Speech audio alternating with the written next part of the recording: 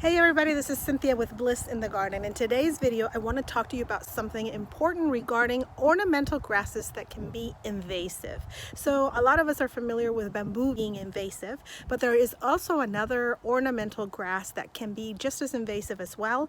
It's called Liriope, and there's an invasive Liriope and there's a non-invasive. And in this video, we're going to talk about the differences and why it's invasive, the one that is, how you can tell the differences between each, what to ask for in the nursery when you go purchase your Liriope, and as many details as I can give you so you can make an informed decision whenever you are planting Liriope in your garden. So if you want more information, stay tuned.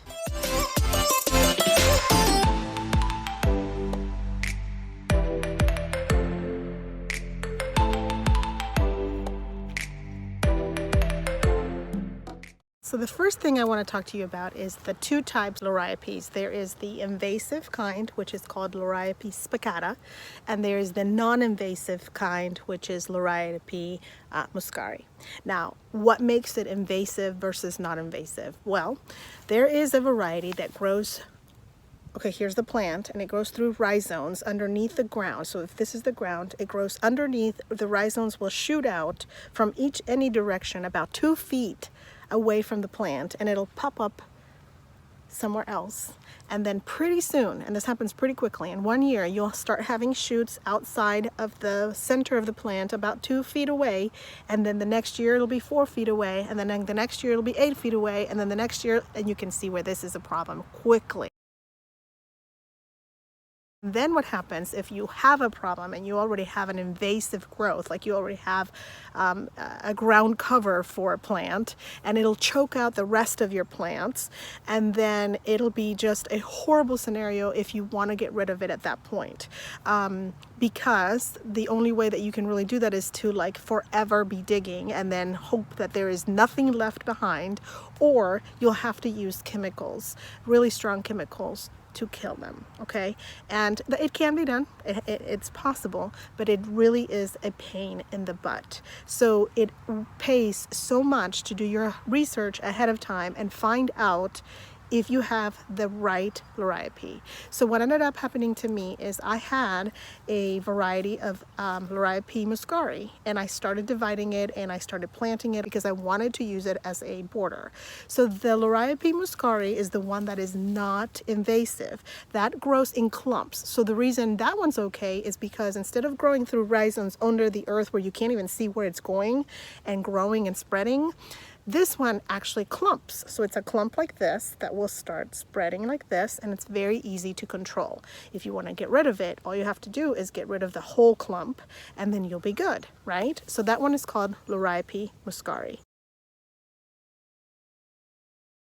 That one is not a problem. It's beautiful. It's used as a border grass, and it makes a nice little path. It'll produce a little flower with little fruits, berries, that the birds will like it. It's beautiful. And I don't want to persuade you not to use it in your garden.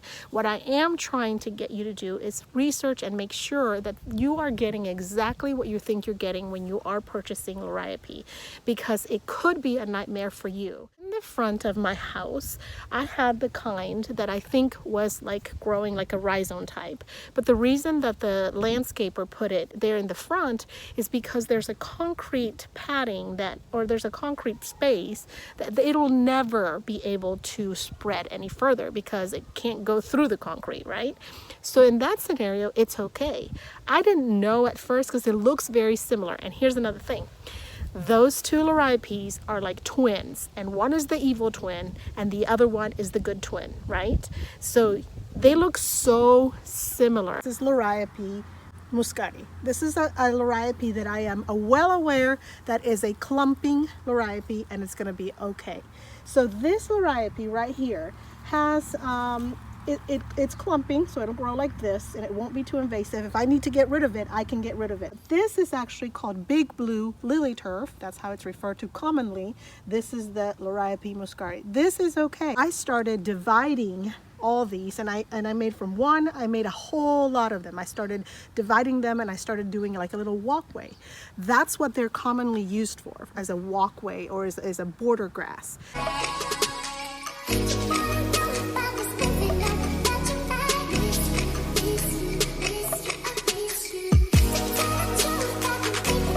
Okay, so look at all the ones that I ended up dividing. I had a couple of Liriope muscaris that I divided, and I made all of these out of that, which you can easily do. On this side, I had done the Liriope muscari, and on this side. But when I got to this side, I ran out of these, and I thought the one in the front of the house was the same. But that's when I decided it definitely was not the same. This was already put here by the builder.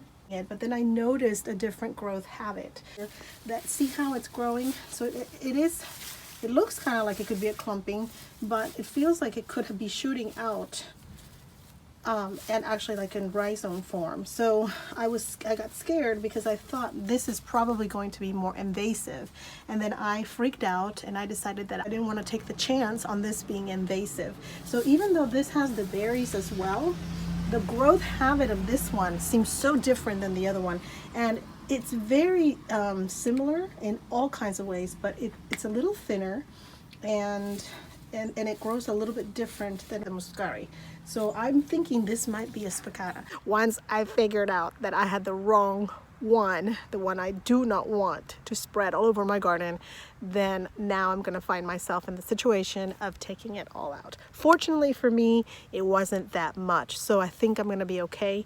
But I definitely wanted to warn anybody who was thinking about planting lilyturf, monkey grass, or Liriope. All those are common names for it. So the invasive kind is called creeping lilyturf, creeping monkey grass, just lilyturf. So to sum it all up, both Liriope species can be used in different landscaping scenarios.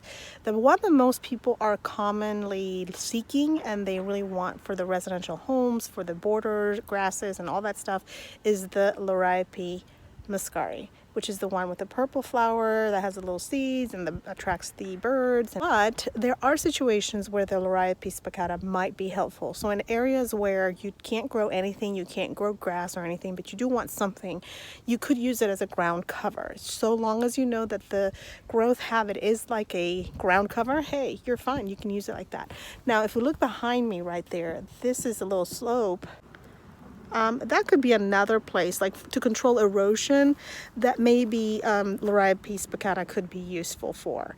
But you really have to know what you're doing when you are installing spicata. I really wanted you to know that. I wanted you to be aware of what types. And like I said, in the front of my house, it's fine because it's kind of in between concrete and it's not going to spread. It's not going to be bad. And then again, make sure that you know which one you're buying. Whenever you're at a nursery, make sure you ask the proper questions when you go to the nursery so that they educate you and that you really know what you're doing. All right, hopefully this was helpful. And I'll see you on another video.